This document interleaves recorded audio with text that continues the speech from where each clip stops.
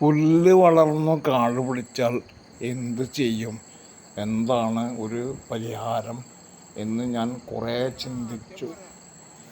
ഒരു പണിക്കാരനെ നിർത്തി മെഷീൻ വാടകയ്ക്കെടുത്ത് ഒരുപാട് പണം ചിലവാകും, നമ്മുടെ ഇഷ്ടത്തിൽ നടക്കുകയും ഇല്ല.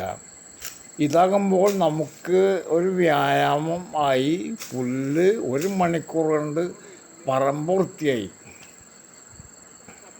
നിസ്സാര ഉപകരണം ആണെങ്കിലും എൻ്റെ കണ്ടെത്തൽ ഇത് ഭയങ്കര ഉപകാരിയാണ്. ഒരാൾ ഉയരത്തിൽ ഉള്ള പുല്ലാണ് ഈ വെട്ടുന്നത്. എത്ര വേഗം അത് വൃത്തിയായി. ഇത് നമ്മൾ കൂലിക്ക് ഒരാളെ വയ്ക്കുകയാണെങ്കിൽ എത്ര പണം ചിലവാകും. വെട്ടിയെടുക്കുന്ന പുല്ല് വീണ്ടും വളം ആക്കി മാറ്റുന്നു.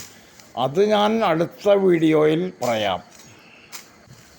കുറച്ച് കായിക ബലം വേണം ഇതിന്, അതില്ലാതെ പറ്റില്ല. കൂലി കൊടുത്ത് മുടിയും. അല്ലെങ്കിൽ ഇത് നമുക്ക് അഴിച്ചെടുക്കാം, ഒരു ഫയൽ ഉപയോഗിച്ച് മൂർച്ച കൂട്ടാം. അങ്ങനെ പല അഡ്ജസ്റ്റ്മെൻറ്റുകൾ ഉണ്ട്.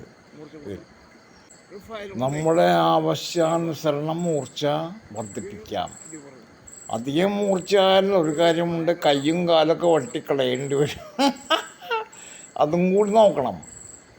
അധികം മൂർച്ച വേണ്ട. എൻ്റെ കണ്ടെത്തലിൽ അധികം മൂർച്ച വേണ്ട, ഇത് മതി. അധികം മൂർച്ചയായാൽ നമ്മുടെ കാല് കൊത്തിപ്പോകും, അതാണ് വിഷയം. ഇതാകുമ്പോൾ നമുക്ക് അധികം മൂർച്ച ഇല്ലെങ്കിൽ പേടിക്കാനില്ല. പുല്ല് എത്ര വേഗമെന്നറിയാം വൃത്തിയാണുള്ളത്. ഇതുപോലെ ഞാൻ പല ഉപകരണങ്ങളും ഉപയോഗിച്ച് നോക്കി, ഒരു രക്ഷയില്ല. ഇത്രയും വേഗം എൻ്റെ അനുഭവത്തിൽ പുല്ല് പോയിട്ടില്ല. എൻ്റെ ഒരേക്കർ പറമ്പിലുള്ള ഒരാൾ ഉയരത്തിലുള്ള പുല്ലുകൾ ഞാൻ ഞെട്ടിയിട്ടുണ്ട്. എന്ത് ചെയ്യുമെന്ന് ഒരു പിടിയും ഇല്ലായിരുന്നു. അങ്ങനെ ഇരിക്കുമ്പോഴാണ് യൂട്യൂബിൽ ഇതിൻ്റെ ഫോട്ടോ കണ്ടത്. ഇത്ര വ്യക്തമായ വീഡിയോകൾ യൂട്യൂബിലും ഇല്ലായിരുന്നു. അതുകൊണ്ടാണ് ഞാൻ ഈ വീഡിയോ ചെയ്യാൻ തീരുമാനിച്ചത് തന്നെ. കാണാത്തവർ ഇത് കാണട്ടെ.